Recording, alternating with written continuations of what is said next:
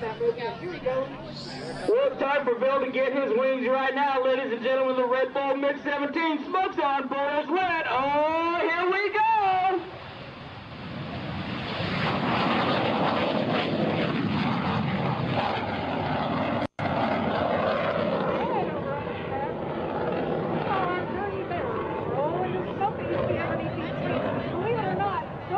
Generators, John, are worth more than the aircraft. There's like some piston in there and it's fizzling out the smoke.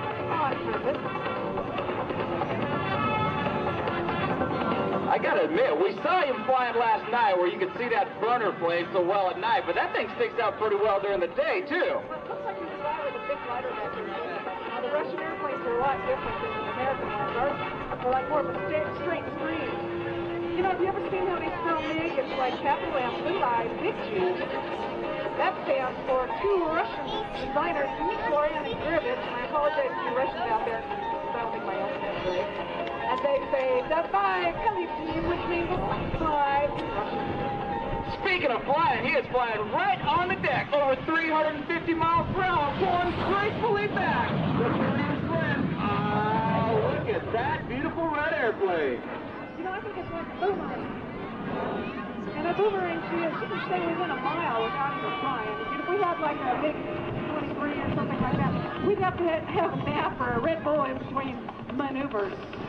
But the swept wing really does turn on a dime. Well, I have to admit, I think the Red Bull advertising is working pretty well. I'm driving through Nevada on the way to an air show with the family. I'm drinking a Red Bull.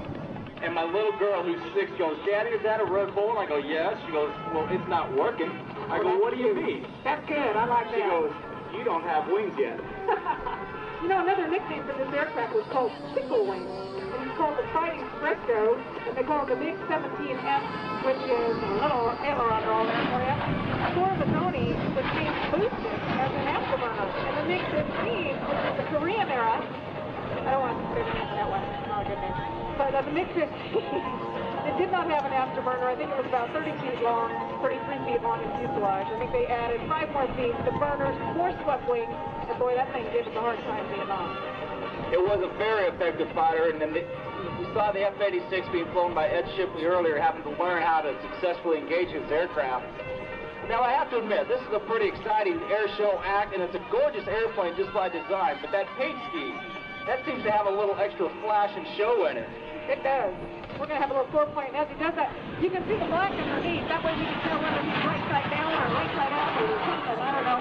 But just like our Air Force Thunderbirds, the Russians had a jet aerobatic team, and they did have the same. The surfaces are red on top and silver polished aluminum underneath, and they were Fresco A, no burners. No afterburner, you know, kind of like props and boats, and no afterburner is not a real plane built thing. What do you think of that? Since you're an F-15 guy, I can pick on you. Bill's got 320 combat missions in Vietnam. 1 year in the F-100 Super Sabre, which was like the technology of the F-16. Thunderbirds were flying out there in its time, and I gotta tell you, I don't think he's ever dreamed in his life that he's flying. There's 2 aircraft he's been trained to fight against, and instead, you know what, I'm really glad I never came up against one, because it would have eaten me for lunch. And again, they say, Red Bull gives you wings. Oh, smack it through that. Look at that guy. You're riding the burner to get even faster. Well, Julie, in all those combat missions, did he ever come up against the MiG-17? Well, you know what? You notice we're not talking to you guys. Well, first of all, ladies, there's no air conditioning and no bathroom in there. But he's really pulling some teeth. He's wearing a G-suit, and he's grunting all the way. We have a 2-seat MiG, so we all know what he's doing up there. The guy's got green blood, I gotta tell you. It hurts.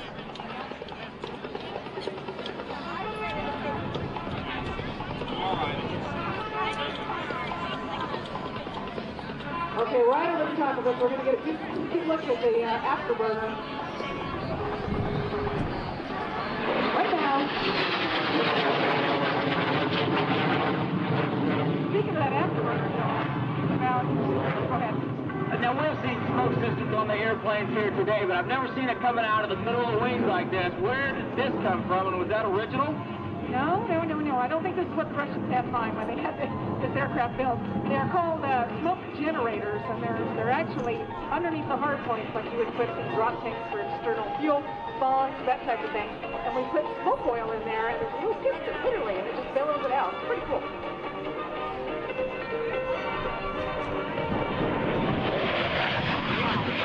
The shark, that tail all swept back there. We fly in formation everywhere with corporate jet, believe it or not. We just call Bill our presidential escort. Yeah, I'm sure as you're going along and checking in with ATC control centers and you tell them you're a MiG-17, they kind of go, what? Oh, there's all kinds of talks going on, I'm telling you. Sometimes you get these airline guys going, yeah, it's the first time I've had a MiG in my sights for a while.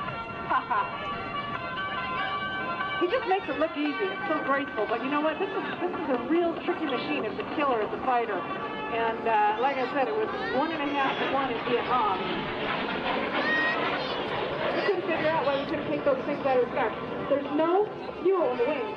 That's one thing. So if they took a hit, it didn't matter. It's like a tank with a wing. Instead of wings with a tank or something, I don't know. What she means to say is there weren't a lot of places on that MiG-17 that you could shoot it with that F-86 cannon and actually score a vital or serious hit to it. You had to hit the pilot, you had to hit the engine, or that very small fuel tank in the fuselage. Yeah, we would build airplanes that could do lots of things well, and cost quite a bit more money. And the Russians would build an aircraft that would do one thing really well. There are 3 cannons on the nose, 2 23 millimeters, and 1 Big Dog 37 millimeters. And in Vietnam, our F-4s weren't a 360 cannon they do, right?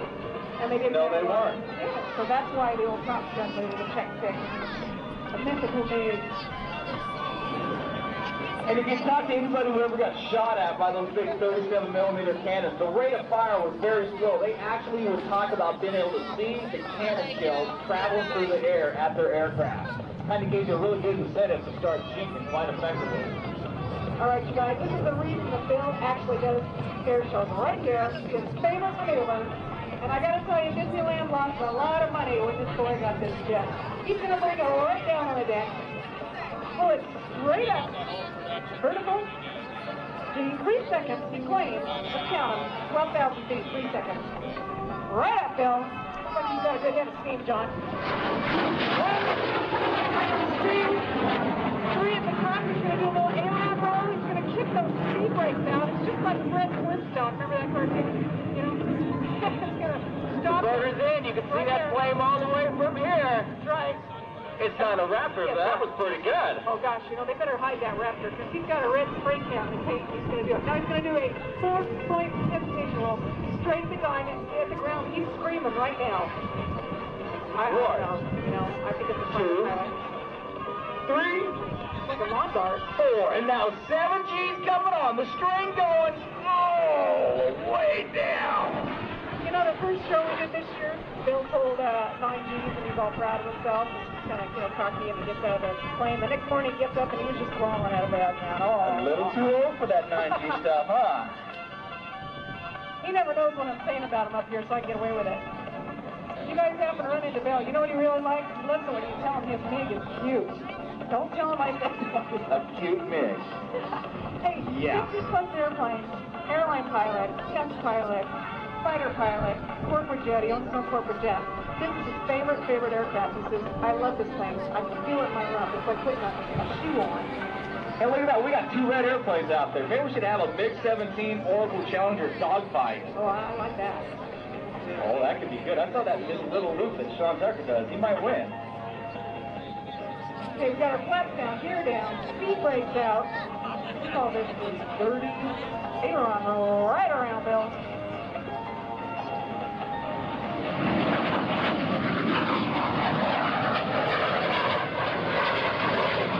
One of the most interesting things about this aircraft is it's still used as a frontline fighter today. I know in North Korea, it was like, what, 40 countries that used it? All kinds of people, different wild things.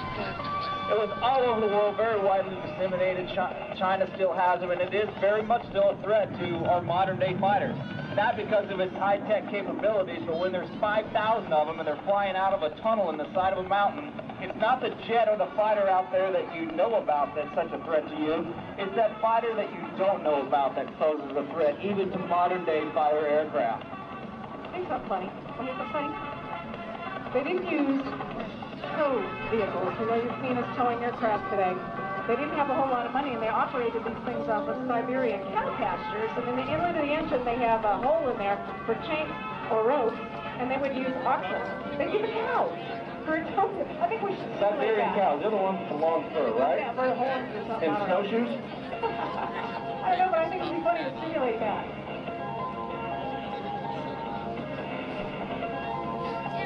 All right, as he brings it back around on the ground here, we got to call the tower because he lands so easy they never know he landed.